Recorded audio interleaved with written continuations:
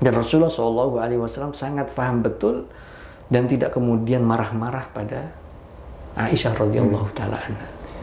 Maka kemudian tadi yang kita sebutkan di awal tadi kaitannya dengan kecemburuan yang kedua, yang mazmum, yang tercela itu adalah kecemburuan yang melampaui batas. Ya, kecemburuan yang melampaui batas yang kemudian sebetulnya dalam syariat itu dibolehkan tapi disikapi berlebihan karena cemburu. Oh ya. Dan itu tentu ya, kalau kita melihat penjelasan pada hadis ini kenapa Aisyah melakukan itu, karena Aisyah radhiyallahu taala anha adalah istri yang paling muda. Istri yang paling muda.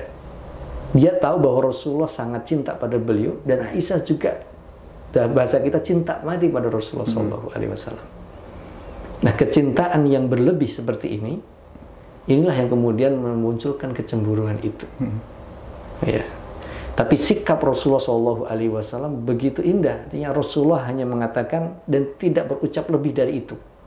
Hanya mengatakan dalam makna hadis tadi, beliau bersabda dan mengatakan, beliau tadi kan tidak lebih dari hanya mengatakan ibumu sedang cemburu, gitu, sedang cemburu. Jadi tidak disikapi berlebih dari itu. Dan ternyata habis itu dalam riwayat hadis itu kemudian tetap makan itu dimakan. Kemudian sebelum yang mengantarkan tadi pulang, kemudian Rasulullah mengambil piring yang masih utuh di rumahnya. Kemudian piring itu dikembalikan, tolong kasihkan ke yang ngasih. Ya, yang ngasih itu kan tadi mantunya Aisyah radhiyallahu taala.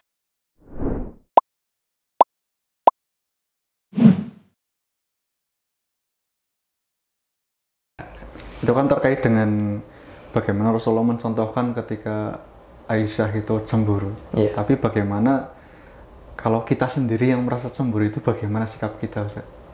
Bagi laki-laki. Bagi laki-laki. Ya. Jadi benar bahwa kecemburuan itu ada pada semuanya, ya, pada kita laki-laki ataupun perempuan. Ya. Oleh karenanya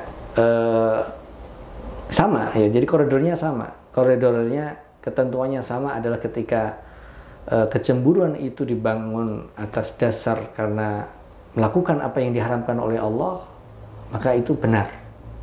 Seperti yang kita sebutkan di awal.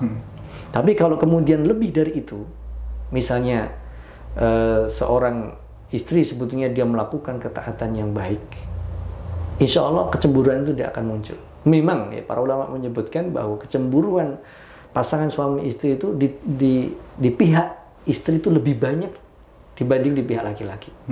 Karena kecemburuan letaknya di hati. Yeah. Perasaan. Ya. Jadi memang Allah Subhanahu wa taala gitu menciptakan wanita, dan ini wanita ini akan membutuhkan laki-laki. Ya, karena keputusan-keputusan tidak bisa pakai perasaan. Dan laki-laki memutuskan dengan akalnya. Ya. Oleh karenanya sangat mungkin ya ketika kemudian laki-laki itu memiliki kecemburuan pada istrinya, tapi tidak sebanyak pada istrinya. Karena laki-laki itu logis. Ya, berpikirnya logis. Artinya ketika istrinya itu tidak melakukan apa yang diharamkan oleh Allah, maka kecemburuan itu tidak akan muncul. Suami tetap mencintai istrinya. Begitu juga sebaliknya, istri juga mencintai suaminya. Tapi biasanya ya, walaupun ini perlu penelitian, tapi yang disebutkan dalam penjelasan hadis tadi yang saya sebutkan, kenapa Aisyah sampai segitunya itu karena takut kehilangan suaminya itu, atau saking cinta kepada suaminya itu yang kemudian sampai berlebihan. Jadi mensikapi ya sama dengan tadi Rasulullah Shallallahu Alaihi Wasallam ya, dan Rasulullah juga pernah marah juga. Tapi kalau dalam hal ini antara suami istri, riwayat berkaitan dengan Rasulullah Shallallahu Alaihi Wasallam cemburu pada istrinya hampir rata-rata mesti berkaitan dengan apa yang itu bertentangan dengan syariat. Tapi dalam hubungan muamalah itu oleh Rasulullah SAW disikapi dengan senyuman, disikapi dengan biasa saja, karena kecemburuan itu ada pada diri entah suami entah istri. Contohnya begini, dalam riwayat yang lain ya riwayat Imam Bukhari ya, bahwa Aisyah menceritakan sendiri radhiyallahu ta'ala, bahwa saya duduk di tengah itu Rasulullah, dan di sampingnya Saudah, istri yang lain. Dan kita tahu bahwa Saudah radhiyallahu ta'ala juga sudah berumur. Artinya dari semua istri-istri Rasulullah kan yang paling muda memang Aisyah radhiyallahu ta'ala anha. Lalu kemudian ya aku melihat kaki kanan Rasulullah itu mengenai kaki kirinya Saudah. Dan kaki kiri Rasulullah beginilah istilahnya. Kaki ketemu kaki ya menyelakkan begini. Jadi Rasulullah kanannya ke Saudah, kirinya ke Aisyah.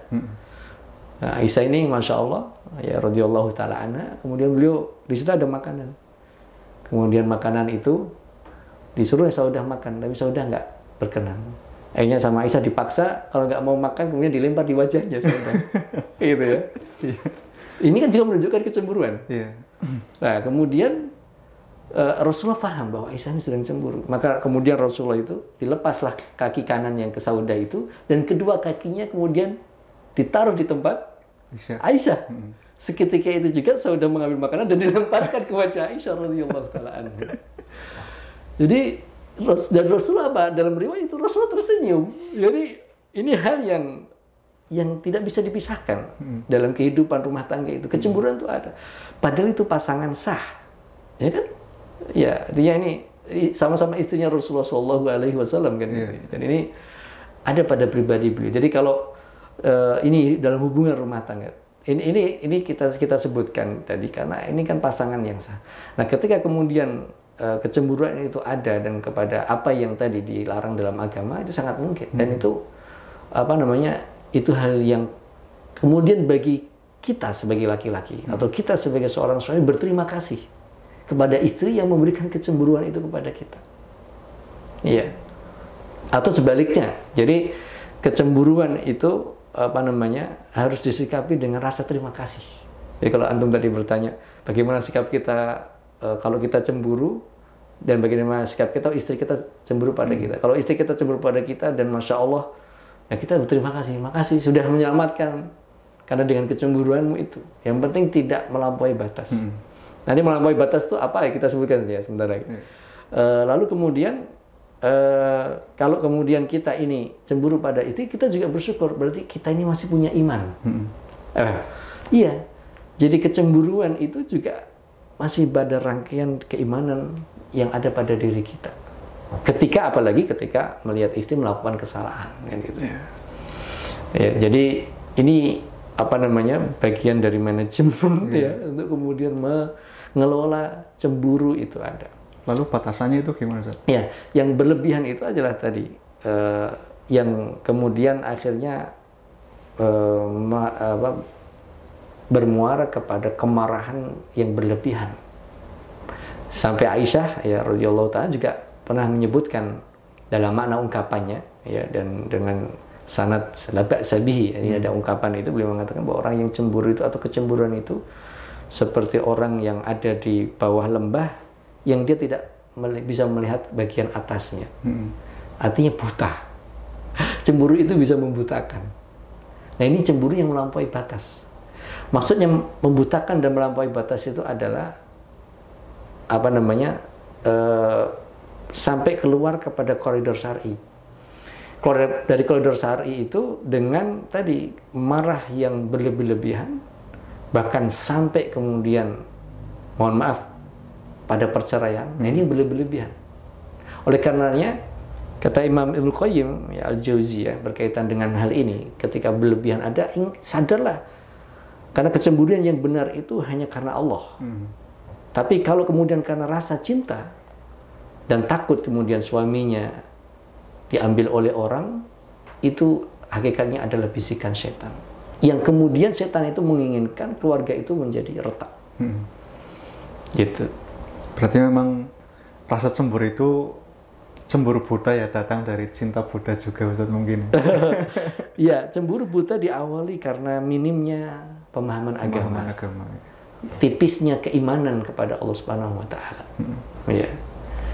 Lalu mungkinkah gini, Ustaz? Kan biasanya kita melihat di kasus-kasus di masyarakat itu banyak yang sepasang suami istri itu menikah karena dijodohkan mungkin atau terpaksa gitu. Sehingga dalam rumah tangga itu mungkin terasa hambar tanpa rasa cemburu gitu. Nah, itu kan memang berangkat dari keterpaksaan sehingga rasa cemburu itu tidak pernah muncul dalam kehidupan rumah tangga, itu bagaimana Ustaz ya? Iya. Itu sebetulnya ditilik ya, atau dilihat dari pemahaman keduanya berkaitan dengan syariat ini sebenarnya. Sangat tidak mungkin orang tidak punya cemburu pada dirinya, ya, dan kecemburuan itu pasti ada.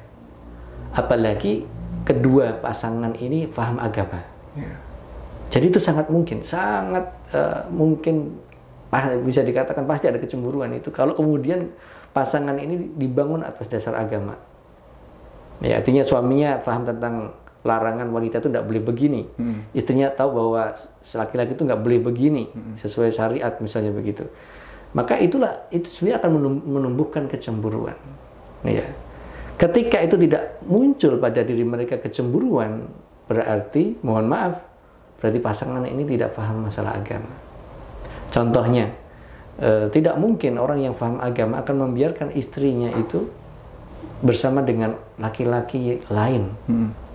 Ya, ini berarti ketika suami itu membiarkan istri dengan laki-laki lain yang itu bukan mahram, ya, maka berarti menunjukkan rendahnya pemahaman agama sang suami. Ya gitu. Ya, ketika Rasulullah SAW mengabarkan, saya tidak pernah bersalaman dengan wanita yang bukan mahram. Ya, jadi Rasulullah tidak pernah, dan Aisyah radhiyallahu ta'ala mengabarkan pada kita itu. Ya, artinya ini juga berlaku kepada kita sebagai umatnya, mau yang putra ataupun yang putri, berarti salaman kepada lawan jenis itu kan dilarang gitu. Nah, ketika ada seorang istri bersalaman dengan laki-laki lain dan suaminya ada di situ membiarkan, berarti pemahaman sang suami ini masih perlu kemudian dikuatkan lagi, dipahamkan sebetulnya salaman dengan lawan jenis itu boleh enggak. Jangan sampai karena hawa nafsu ya. Karena kalau semua dengan hawa nafsu, syariat ini akan hancur. Jadi baik tidak baik itu kan koridor syar'inya, timbangannya harus syariat. Oh ini baik menurut syariat dilakukan, oh ini tidak baik menurut syariat ditinggalkan. Tapi kalau baik menurut saya, berarti kan sudah hawa nafsu.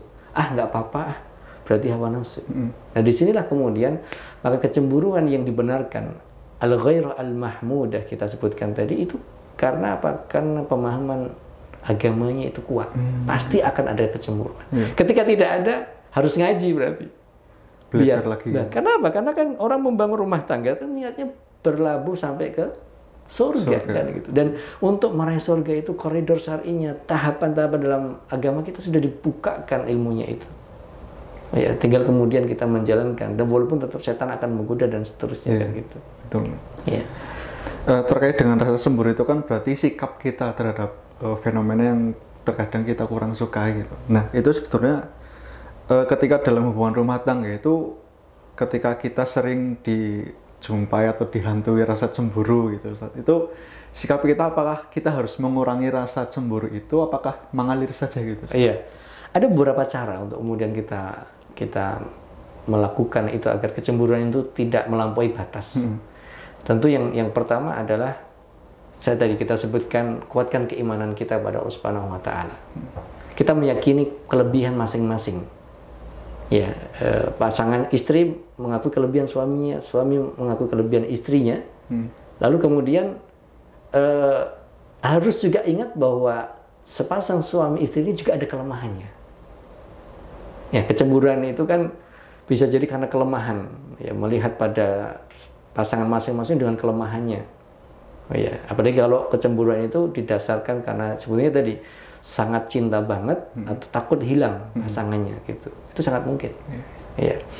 Yang kedua, memang salah satu di antaranya kalau kita melihat pada hadis riwayat Imam Muslim itu dengan berdoa. Dengan doa dan memohon kepada Allah Subhanahu wa taala. Karena dalam hadis itu jadi Rasulullah SAW kan akan melamar Ummu Salamah. Ya, Ummu Salamah akan dilamar oleh Rasulullah setelah dia jadi janda. Kemudian Ummu Salamah kan mengatakan wa ana ghayur, dan saya ini wanita pencemburu kalau di madu. Ya, maka kemudian Rasulullah SAW bersabda, dan ini dalam Sahih Muslim, Atullaha ayyadhabal ghirah al-ghairata. Ya, saya memohon berdoa kepada Allah agar Allah menghilangkan rasa cemburu itu. Ya. Dan ternyata alhamdulillah Ummu Salamah menerima lamaran Rasul dan menjadi suami istri. Ya.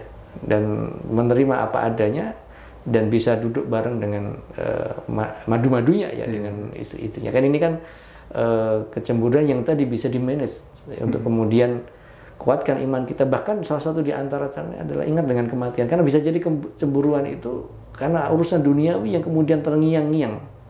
Atau bisa juga menganggap pasangan itu, suami atau istri itu lebih buruk, lebih jelek dengan yang dicemburui gitu misalnya. Nah, ini juga harus dihilangkan. Karena kita sadar bahwa semua orang ada kelebihan dan kekurangannya. Ya, dan kemudian memohon kepada Allah agar tidak terlalu menggebu-gebu. Karena semua ada, suaminya juga ada kelebihan kekurangannya, istrinya juga begitu. Ya, ketika apalagi kalau itu dilakukan dalam hal yang dilakukan karena yang diharamkan, kan berarti harus sama-sama menerima. Dan sekali lagi, semua pasangan ketika suaminya atau istrinya memberikan kecemburuan padanya, kita berterima kasih. Terima kasih. Suami berterima kasih pada istrinya, istri juga berterima kasih kepada suaminya, apalagi kalau itu kecemburuan atas dasar kecintaan pada Allah Subhanahu wa taala. Baik. Pembahasan yang cukup panjang juga sebenarnya Ustaz. Tapi mudah-mudahan ini bisa memberikan gambaran kepada jamaah sekalian untuk bisa memanajemen rasa cemburu dalam diri kita sendiri, baik itu dalam hubungan rumah tangga ataupun dalam hubungan yang lain.